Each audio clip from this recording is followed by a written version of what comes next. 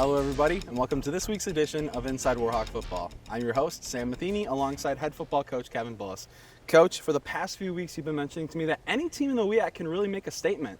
What was the key to only allowing 28 points against a good River Falls team? You know, it was really, if you talk to Coach Rendell, he's not happy about the 28. You know what I mean? But that's the standard we have for ourselves, and that's awesome. Yeah, obviously they're a team that's averaged 47 points. It was really that second quarter. We played great defense in the first quarter. Second quarter, they were actually starting being able to kind of get their systems rolling and getting their tempo of what they wanted to have happen. So then we had to adjust some things on how we were doing play calls, how we were doing our rotations. And we made those adjustments kind of later in the second quarter. You really saw the fruition of those adjustments in the second half. And so, I mean, it's really pleased with our staff and our players with making those adjustments and executing them. I mean, that's not easy to do during the course of a game, especially when you're behind. I mean, that really adds some challenge to it. And so extremely pleased with playing some very good defense there in the second half.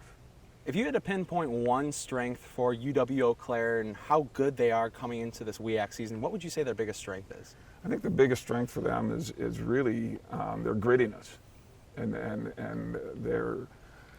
their head coach is somebody that I've gotten to be friends with, and he's gritty, very intelligent, very good coach, and that you can tell his team is a reflection of him. And he's only been there really, this is his only second season.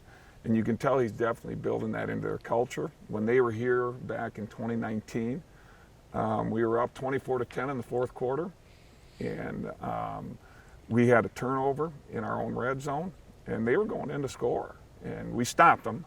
But I mean, they are a team that's not going to stop the fight on Saturday. They're going to come into the perk pretty excited about what their opportunity is, and that's coming after the Warhawks. And as the whole university knows, homecoming is this week. What's it like to see those former players that you coach come back as alumni and be able to maybe reconnect with them after the game? You know, it's awesome. I'll tell you, Sam, I mean, it's so cool to, be a part of their lives. It's something I've done for 33 years now in my career of coaching, and it's an honor to be a part of their lives. And then it's really cool to see where they're at now. And I mean, I got guys that played for me in 1990 that shoot me a text message, and when you get to see them face to face and you get to meet their families and their children and things like that, that is cool. That's the gravy of my job. Thanks for your time, Coach. I look forward to seeing you again next week. All right, we'll see you then, Sam. This has been this week's edition of Inside Warhawk Football on UWW-TV.